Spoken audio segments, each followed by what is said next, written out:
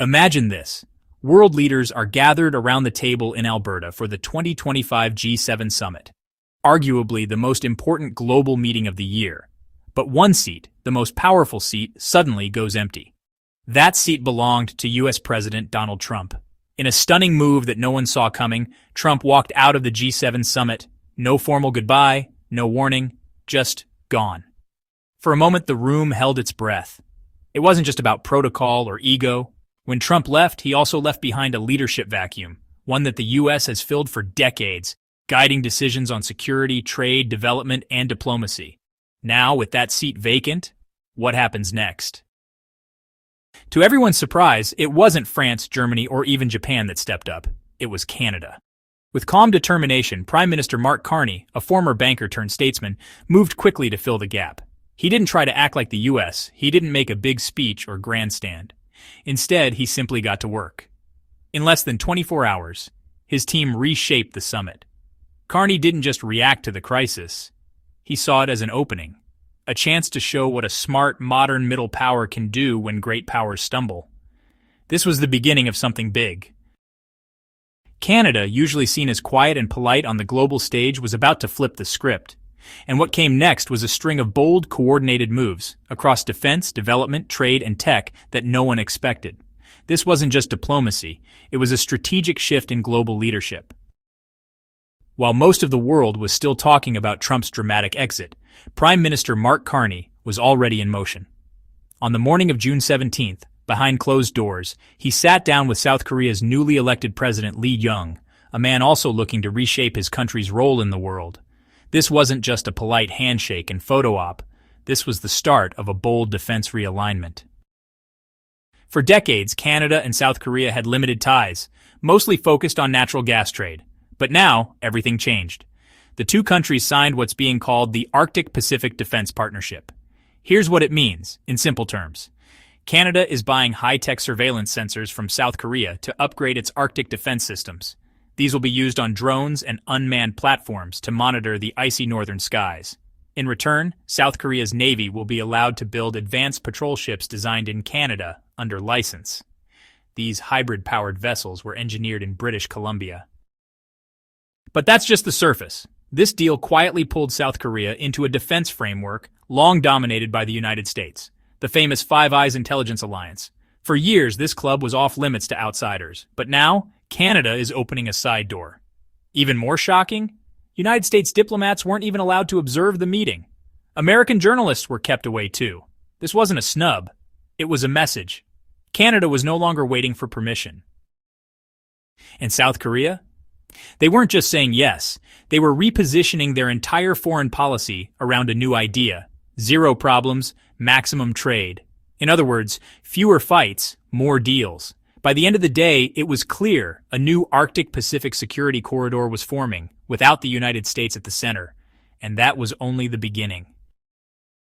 While the world focused on defense deals and Trump's walkout, Canada made another move. This time not with fighter jets or surveillance drones, but with development financing. For decades, the United States has dominated global foreign aid through programs like USAID, billions in grants, health support, education, food, and climate assistance. But in 2025, something major changed. Gap 1S. The United States government announced a shocking $60 billion cut to global development funding, canceling nearly 90% of its multi-year aid contracts. Entire programs across Africa, Asia, and Latin America were thrown into limbo. Into that void stepped Canada. At the G7 summit, International Development Minister Miriam Shiani announced a new $544 million development guarantee, a program aimed at helping Latin American and Caribbean nations build real, lasting resilience. But this wasn't just charity.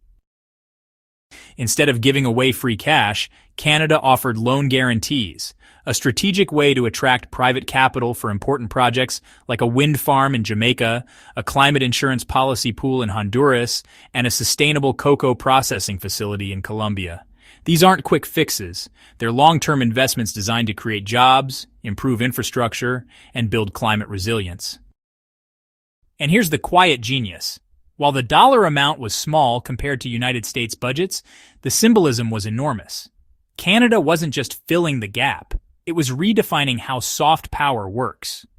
No longer just a follower of Washington's lead, Ottawa now acted as a catalyst, using modest funds to unlock bigger global investments. It was a shift from grants to guarantees, from handouts to partnerships. Latin American leaders welcomed the change. For them, it wasn't just about the money, it was about trust, respect, and consistency.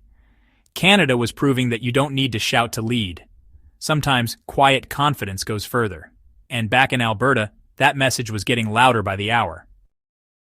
While defense deals and development guarantees made headlines, another summit breakthrough flew slightly under the radar. But it might be the most strategic move of all. Canada launched what could become the foundation of a new global economy, a critical minerals alliance with Germany, South Korea, and Japan. Here's why that matters. Everything from smartphones to electric vehicles, solar panels to semiconductors depends on rare and critical minerals, things like nickel, cobalt, lithium, and rare earth elements. For years, China has controlled most of the world's supply, not just mining, but also refining and processing. This dominance has made other countries nervous. What happens if China cuts off exports, or raises prices, or uses its leverage for political purposes? That's where Canada comes in. Canada has one of the richest deposits of critical minerals in the world, especially in its vast, untapped northern regions. But until now, it didn't have a full strategy to link its resources to global industry. At the G7, that changed. So the new alliance works like this. Canada supplies the raw materials, high-purity nickel, cobalt, gallium, and germanium. Germany, well, they process and refine them. South Korea contributes advanced battery cell pack technology, and Japan brings its powerful recycling systems to the mix. Together they form what's called a friendly supply chain, one built between trusted partners who share democratic values and transparency. The goal? To reduce dependency on China and build secure, reliable pathways for the world's future tech industries. This isn't just trade, it's geopolitics in action. For Canada, this alliance is a masterstroke. It turns its natural resources into a seat at the global negotiating table, not just in mining, but in electric vehicles, clean energy, defense technology, and, artificial intelligence. And unlike traditional energy politics where oil was weaponized, this minerals alliance is built on cooperation and mutual benefit. It was a bold signal to the world. Canada isn't just exporting rocks, it's exporting strategic leverage and gaining influence in return. While much of the world's attention was locked on trade and military deals, Canada and Japan quietly stepped into the future. At the same G7 summit in Alberta, the two countries announced a groundbreaking partnership, not in weapons, not in commodities, but in artificial intelligence and quantum computing. Here's why this matters. GAP 1S global power used to be defined by land, oil, or weapons, but now it's increasingly defined by data, algorithms, and computing power. And Canada knows this. Canada's Waterloo-based photonic quantum labs are some of the most advanced in the world. Japan's NICT research agency is testing zero-energy AI chips, technology that could, honestly, revolutionize how we store and process information. So, what did they agree to? First, Canada will test Japan's energy-efficient quantum chip prototype, a step toward low-impact, high-speed computing. Second, in return, Japan will give Canadian researchers privileged access to its massive language model libraries for climate modeling. And third, together, they'll build a joint framework for data ethics, a set of rules to guide how AI systems are trained, shared, and governed across borders. This might sound technical, but it's actually deeply political. Why? Because it sets a new standard, one that moves away from China's surveillance-heavy AI models and America's hands-off, profit-first tech giants. Instead, Canada and Japan are pushing for something different, transparent, accountable, human-centered technology. It's diplomacy through data. A new kind of global influence built not on who has the biggest military, but on who writes the rules for tomorrow's digital world. And in this space, Canada isn't following. It's helping lead. These agreements may not make front-page news, but they're shaping the invisible forces that will define the next century, from cybersecurity to climate prediction, from healthcare algorithms to ethical tech exports. Mark Carney said it best: complexity is often system awareness. And with this deal, Canada proved it's not just aware of the system, it's designing it. As the summit wrapped up and the press huddled around microphones, one moment stood out. Not a deal, not a number, but a phrase. Nostalgia is not a strategy. That's what Canadian Prime Minister Mark Carney said when asked about the widening split between Canada's vision and Trump's. It wasn't just a clever soundbite, it was a clear philosophical strike, a direct challenge to the simple slogans coming out of Washington. Trump's delegation had spent the summit talking about tariff hikes, tax cuts, and rebuilding American dominance. Simple tariffs, simple solutions, they repeated, pushing for a 50% tariff on steel and aluminum imports. But Carney pushed back, with calm, sharp precision. He told reporters that the world can't be led by old ideas in new times, that raising tariffs on allies, walking out of negotiations, or ignoring complex global problems might play well on talk shows, but it won't solve climate change, tech governance, or security cooperation. When asked whether the United States had signaled any plan to lift the new tariffs, Carney didn't dodge. He simply said, Gap 1S, there may be different perspectives in other capitals, but we will use the tools at our disposal as necessary. In other words, Canada is prepared to retaliate if needed, but it's not going to be reckless. It's going to be measured, strategic, and calm. This moment was bigger than trade. It was about worldviews. One side looks backward, trying to restore a version of the past. The other side, led by voices like Carney, is trying to build frameworks for the future. And for many watching, it became clear. Canada wasn't just stepping in as a temporary substitute. It was offering an alternative model, one based on cooperation, complexity, and confidence. That's what made Carney's line echo long after the summit ended. Nostalgia is not a strategy. By the time the Alberta summit came to a close, it was clear something had shifted. The old G7, centered around United States dominance, had fractured. But instead of chaos, something unexpected happened. The other 6 members didn't freeze. They moved. And leading that movement was Canada. The Canada-Korea defense deal became a powerful symbol of what a flexible alliance could look like. The Latin America Fund, it filled a humanitarian and development gap that Washington had just abandoned. The Critical Minerals Alliance, well, that laid the foundation for the industries of the future. Clean tech, artificial intelligence, defense. And the AI quantum cooperation with Japan? That positioned Canada at the very edge of tomorrow's power. Carney didn't make loud declarations. He didn't try to be the United States. Instead, he did something smarter. He offered a new kind of leadership, one based on action, partnership, and a readiness to fill the spaces others leave behind.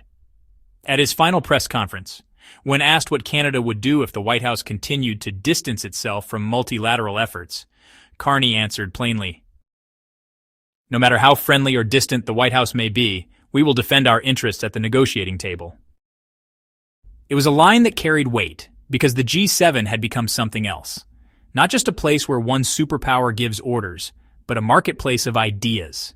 A room where middle powers like Canada could shape the agenda through smart diplomacy, smart investments, and quiet strength. As journalists packed their notebooks and exited the press room, a phrase echoed in the corridors. When the corners are empty, the midfielders take the ball, and that's exactly what happened. With the United States distracted or absent, Canada stepped into the midfield. And not just to hold the line, but to move the game forward. So the question now is, will Canada continue leading? The next 30 days will be critical. There's a negotiation window ahead about tariffs, security partnerships, and how to manage growing tensions in global trade. It's unclear whether Trump will reverse course or double down. It's unclear whether Carney will strike a retaliatory balance or push for full decoupling. But one thing is clear. Canada is no longer a quiet observer. It's becoming a key player in a world that's no longer waiting for just one superpower to act. The G7 of the future may not have a single center of gravity. It may have several poles of power, and if this summit was any clue, Ottawa intends to be one of them. What do you think? Is Canada ready to take on a global leadership role? Are we watching the birth of a multipolar G7, or just a brief moment of northern boldness? Share your thoughts in the comments. If you enjoyed this breakdown, make sure to like, subscribe, and turn on notifications so you don't miss our next deep dive into global shifts that matter.